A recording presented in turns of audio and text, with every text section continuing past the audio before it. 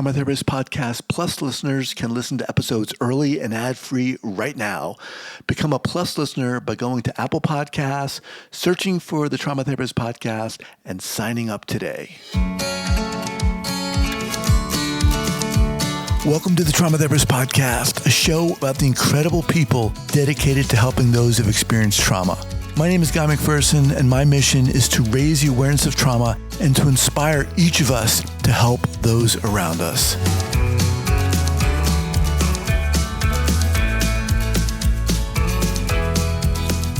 All right, so 5, 4, 3, 2, and 1. All right, folks, welcome back to the podcast. Very excited to have as my guest today, Tamika Christy. Tamika, welcome. Thank you. Thank you, Guy. So Tamika is an insightful author whose stories delve into complicated relationships and family dynamics.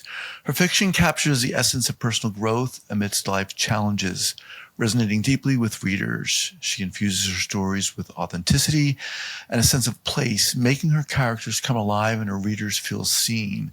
More than just a writer, she's a dedicated advocate for women's empowerment. She firmly believes in the transformative power of storytelling and actively supports aspiring women writers through her courses and resources. Her life was profoundly affected when she lost her daughter to suicide. This heartbreaking experience has further fueled her focus on healing through writing, and it adds layers of emotional depth and empathy to her work. Tamika, welcome. Thank you. So before we get going here, share with the listeners where you're from originally and where you are currently. I am actually a Bay Area native. I was born and raised in Oakland, California, and I still live here in the Bay Area. I live in Hayward now. So I do have Southern roots. My father is from Baton Rouge, and I spent a lot of time down south. So I'm a Bay Area woman with Southern roots. I was living there for the past many, many years and just moved from Oakland 3 years ago. Oh, mm-hmm. Yeah. Mm-hmm. So very familiar with that area. All right, let's dive in here. So how does this begin for you? How does this story, and I'll let you shift and morph my question here, but how does this story of you becoming a writer and then focusing on women's empowerment and generational trauma, how does this unfold and evolve for you? How did it start, basically? Writing had always been a passion for me, even as a little girl. So I journaled in elementary school, and I kept writing through middle school and high school. And I realized over time that a lot of my journal entries weren't just sort of Dear Diary, but they were more therapy and kind of aligned with stories. And so naturally, when I got to college, I majored in English with the creative writing option. And my goal was to teach English and writing. But as life would have it, I was a young mom. And so I ended up going to law school because I needed to make a living where I could take care of my family. But the writing was still there. And so somewhere as a young mother, I lost my mom and all of her siblings. And so on that particular side of the family, I ended up becoming sort of this de facto matriarch in my early 30s. And so if you could imagine that, the chaos and trauma and the dysfunction and things that were going on, there were a lot of life lessons, and it taught me a lot about who I was as a relative, a mom, a cousin, a friend. And so my story started to become aligned with some of the situations and issues that I was actually dealing with. And then somewhere in there, I began therapy. And so I started writing my stories with these characters who were thrown into these chaotic situations, but figuring out how to get their way through it with being accountable, being honest with themselves, going through therapy, recognizing that some of the things that they are doing and experiencing are actually coming down and being passed down from generations, from their moms and aunts and uncles and different people in their families. And so as my writing and my stories evolved, I decided, I'm not a therapist, but I play one in my books because I take my characters through these real life situations that we all experience: alcoholism, drug abuse, mental illness, divorce, a lot of these issues that we all experience, and I pull them through them. So that's how I morphed from just a fiction writer to being a therapist in my books. What was, you talked about losing your mom and her siblings, and obviously tragic and devastating. More specifically, what was your impetus for seeking out therapy yourself? I think it started to become too overwhelming. So dealing with the grief and then also trying to be the person who is there for other people and not having the answers for them or not having the answers for myself. And I think it was when I sank into depression and didn't realize that I was in depression that I figured I needed help. And so when I started to get help, one of the first things my therapist said to me was, I'm really surprised at how high functioning you are. Around how old were you at this time? I was in my 30s. Okay. And had you had your daughter at that time? Yes, I had my daughter at 19. So I'm dealing with Okay. all of this as a very young mom, working my way through school, ultimately getting through law school, losing my mom, losing multiple relatives. And I think it was overwhelming for me. And it was at that point where I decided that I would start to get help. I wasn't eating, I wasn't sleeping, I was responding with rage. And I just had a feeling of like something is wrong, but I can't figure out what it is. And that's when I realized it was depression and anxiety and just trying to be everything for everybody and giving very little to myself. I mean, you're painting this picture of a somewhat high achieving. I mean, law school. I mean, that's intense. I mean, that's intense, right? I mean, that's. I mean, kudos to you for going to law school.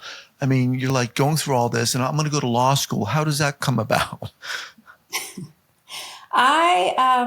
The first thing I want to say is when I became a mom, I had no plans on college. And I think having my daughter gave me direction. And I knew that I needed to provide and I wanted to provide something better. And so I went to college and I ended up working in law firms. And I knew that I wanted to get an advanced degree, but I had no idea in what, because again, I didn't have a focus and no one else in my family had graduated college. But I worked with this really great woman. And one day she said, you know what, I think I'm going to go to law school. And I said, me too. And I went to law school and during that time, my mom was still alive, but I actually went through a divorce during that time. And I thought, gosh, I made it through this. So I'm not going to take the bar exam. Like, it's just too much. I can't. And somebody said, you can't go to law school and like not take the bar exam. I said, okay, well, I'm going to do it, but I'm going to do it one time because I don't have the bandwidth for this. Like I'm going through divorce. I have to figure all this stuff out. And I told God, I was like, okay, I'm going to give it this 8 weeks. And so I went in and took the bar, and by the grace of God, I passed it on the first time. And Good. was able to start a career so that I could take care of myself and my family. So let's talk about the writing. Let's how things unfold for you and the loss of your daughter, and how does this impact your writing? Take us through that if you can, and I wrote obviously it. to the degree that you feel comfortable. I don't want to, obviously pressure you to do something. So the writing, my first book I wrote before my mom passed away. And again, it was all about relationships. And ironically, in that first book, the protagonist lost her mom. And it was really emotional for me. So even though I finished the book, it took me years to actually pursue publication because it was so emotional for me. So the subsequent novels kind of hit along the same thing. I lost my daughter 3 years ago, and it was, again, a wall for me. But I found myself being able to write through some of my feelings. And I didn't deal with grief in that book because it was too emotional, but the writing was an escape for me. So it allowed me to get into these lives of these other people and these other families, like dive into their dysfunction and pull them out because, oh my God, their situation is so much worse. And that was an escape for me. So for my fourth book, which I'm working on now, I'm kind of digging more into grief, but it is still very painful. I mean, I can't imagine losing a child, and we're talking about suicide here. Mm. Do you feel comfortable sharing what happened? She, Allegra, beautiful, graduated from college in 2014. She attended the University of Miami. And that first year when she graduated and came home, she was fine. She was traveling, she was working. And the next year, I noticed differences in her. And eventually, after a lot of intervention, a lot of like personal diagnosis of her being entitled, spoiled, different things. She was diagnosed with depression and psychosis. And she was eventually medicated, and she was regulated on medication after multiple years. It took a long time to get her settled. But she started working again, traveling again, living again. She was just fine. And one day she called me and said, "Mommy, my medication isn't working anymore." And a lot of doctor's appointments, a lot of follow-ups, and the same message was medication doesn't just stop working. Maybe we'll give her more, we'll change the prescription. And she just declined, and it was a rapid decline, whereas she had never been suicidal before she ended up taking her life in September of 2021. So it was a big surprise because one of my issues with her was having her hospitalized because she was not consenting. But if she had been suicidal, I would have been able to get her put away. So it was really hard. And it still is. It's still really hard. Just want to remind everyone, I'm speaking with Tamika Christy, author. I have your books here. Anytime Soon. Never Too Soon. Never Too Soon. And the last one was Rue. Real. Mm-hmm. Rue. Okay.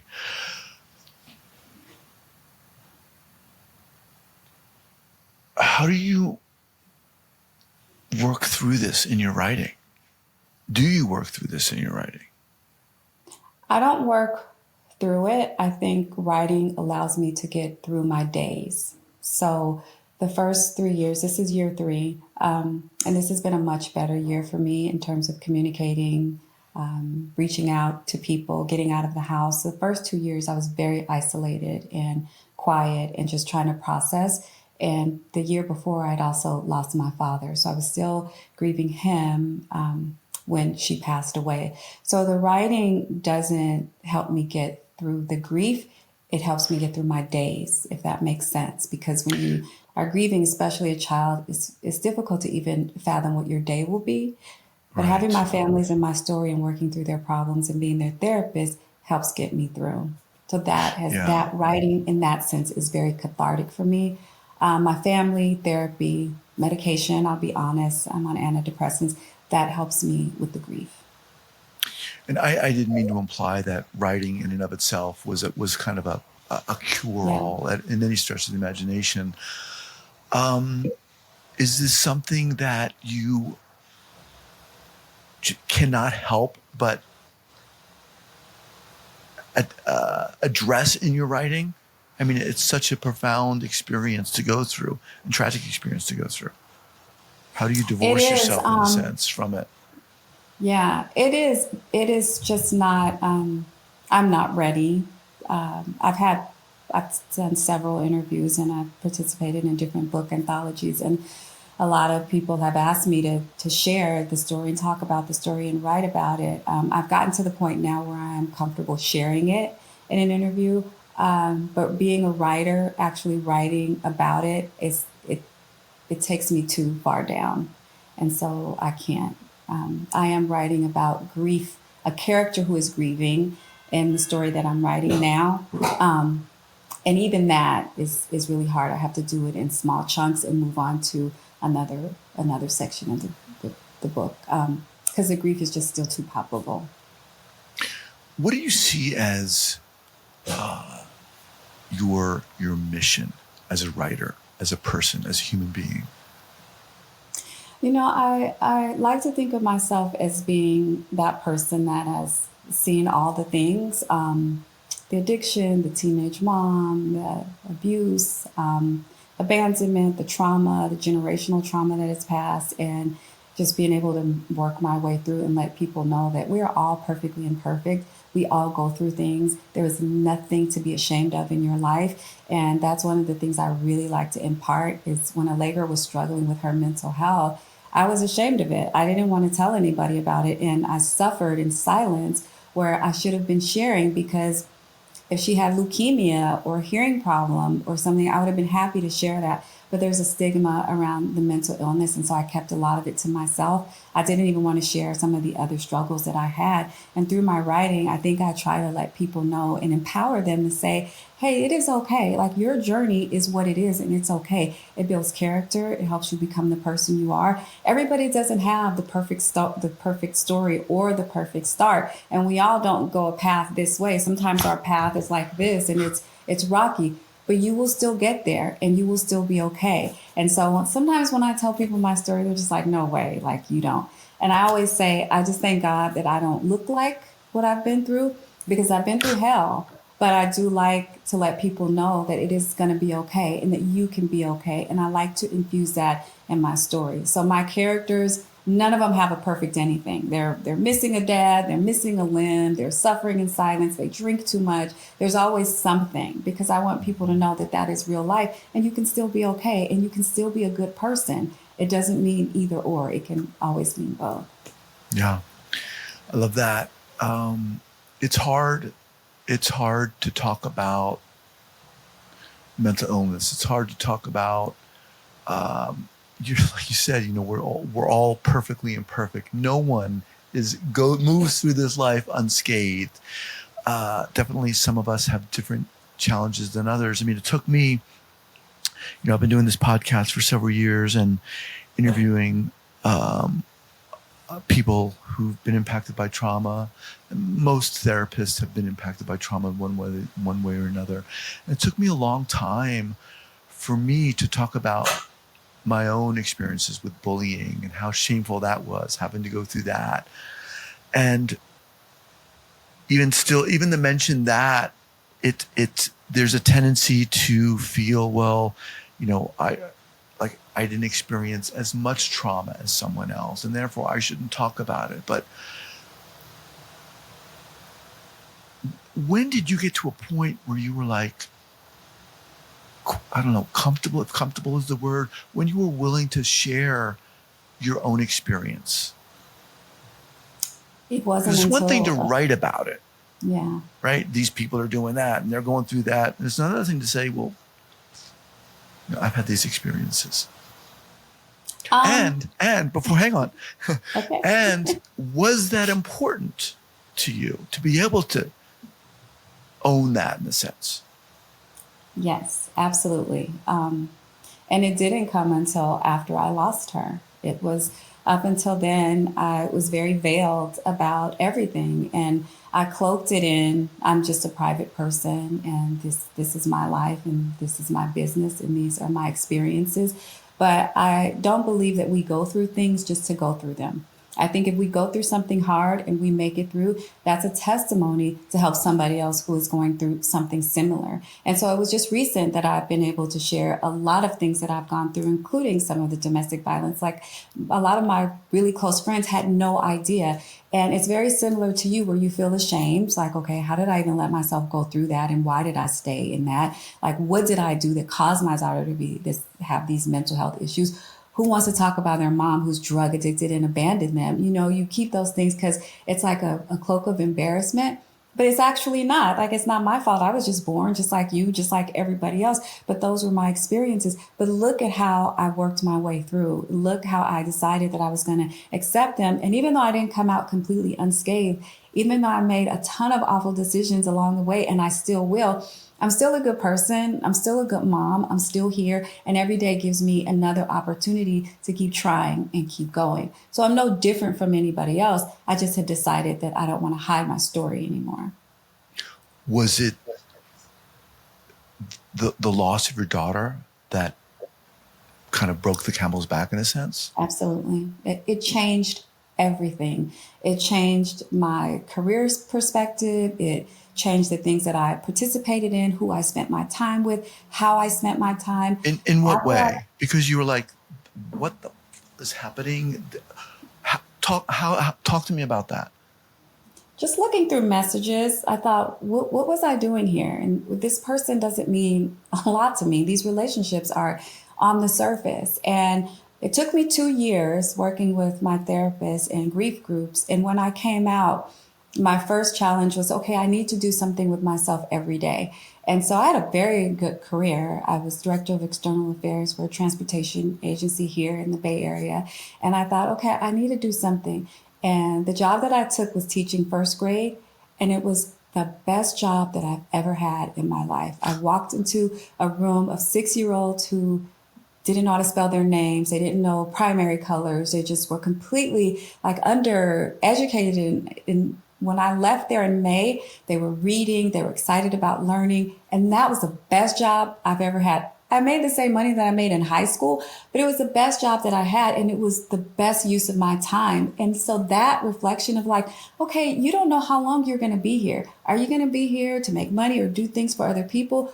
Are you going to leave something behind that matters to you and the people you love? And someday nobody's going to look up and be like, oh, yeah, she was the best director of external affairs. But those kids will look back and say, Miss T taught me how to read. And that's what is important to me because they call me Miss T. So you get to this point where you're like, I need to change, not think my life needs to change. How did that, and while you were teaching, were you still writing? Absolutely. I've never stopped writing. You've never stopped writing. How did this impact your writing? It was still, my writing has always been pretty authentic and raw. I think the teaching was a separate component. It's something that made me feel fulfilled. And ironically, when I started college, I majored in English and my goal was to be a teacher, but I mean, I couldn't afford to be a teacher because I had a family. But I wrote this in my diary and I said, when I'm an old lady and money doesn't matter, I'm going to go back and I'm going to teach little black and brown kids how to write. And of course, money does matter, and I'm not an old lady. But that was something that it was a passion for me. And so I've full circle have come back to that. So the teaching it fulfills me in one way and writing fulfills me in a different way. Like I feel like if I didn't go to law school, I definitely would be a therapist. Definitely. Talk to me about, you talked about your characters and, what they're like. No one's perfect. People are missing limbs. People are addicted, whatever. Talk to me about how you want your characters or some of the ways they move through their lives and how they own their imperfections in a sense.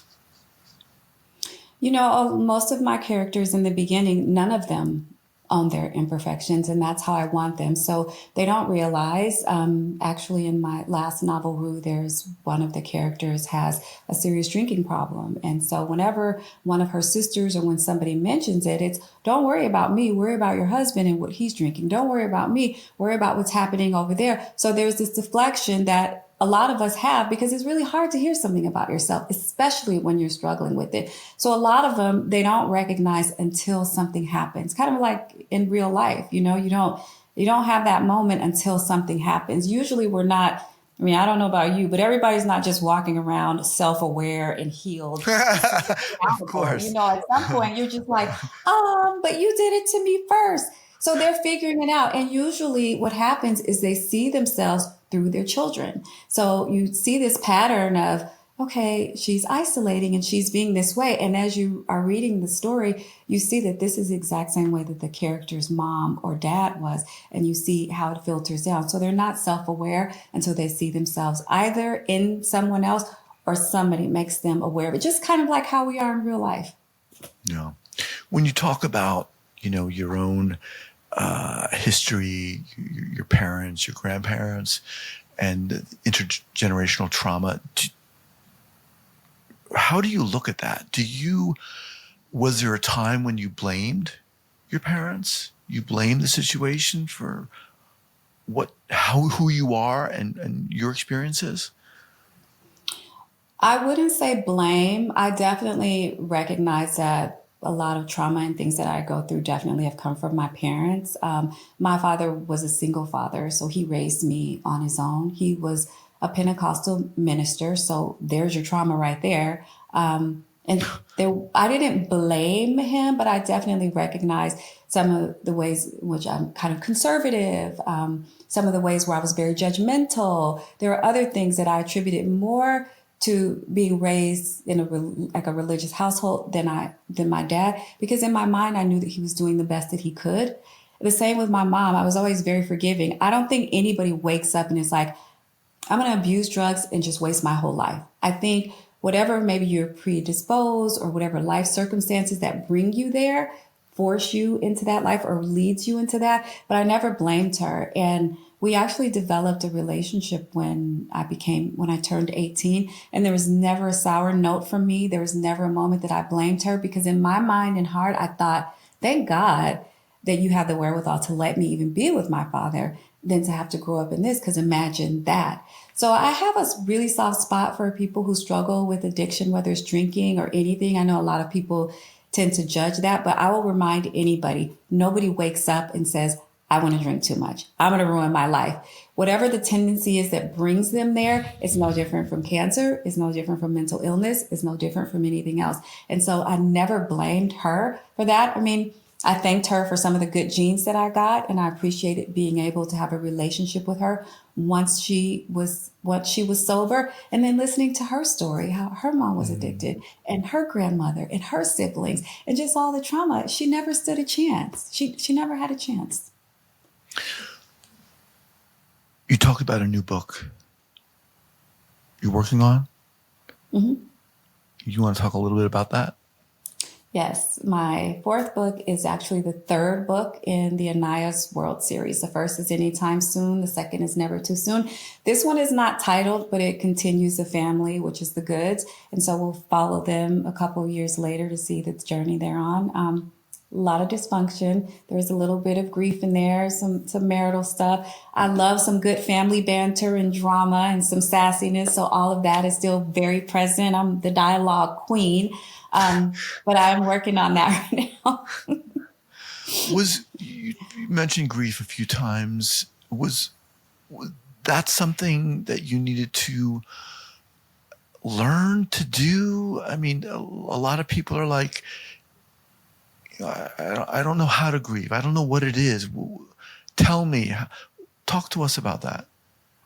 I had to learn. So I think I told you I lost both of my parents, my daughter, both of my grandparents, two nephews, a first cousin, my stepmom, multiple uncles and aunts.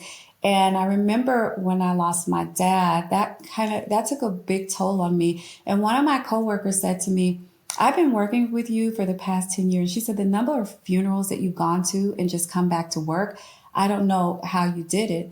And when Allegra passed, that was kind of the straw that broke the camel's back. And I think that's why it took me 2 years. Like I literally did not leave the house for 2 years, because I allowed myself to fully and properly grieve all of those people.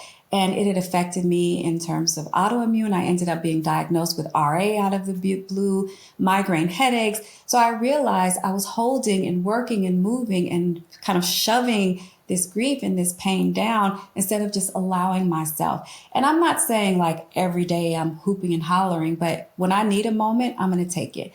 When I have a hard day during the holidays, I'm going to post about it. If I say I'm missing my daughter today, I'm going to say it and then I'm going to move on. So I recognize that there's room for grief. There's also room for life, and there's room to keep living and to keep growing and learning. And a lot of people don't know that. So it's either, okay, I'm over here and I'm wallowing, or I'm pretending like it never happened. You cannot pretend that these people were not in your life. You cannot pretend that they did not exist. You can't go through a week without calling their name. You can't even go through a week without seeing their picture pop up on your phone. So what are we doing in pretending? Acknowledge it, let yourself feel that, but still live and keep going and figure out ways to honor them and figure out ways to get your way through that grief and help somebody else who is going through it also.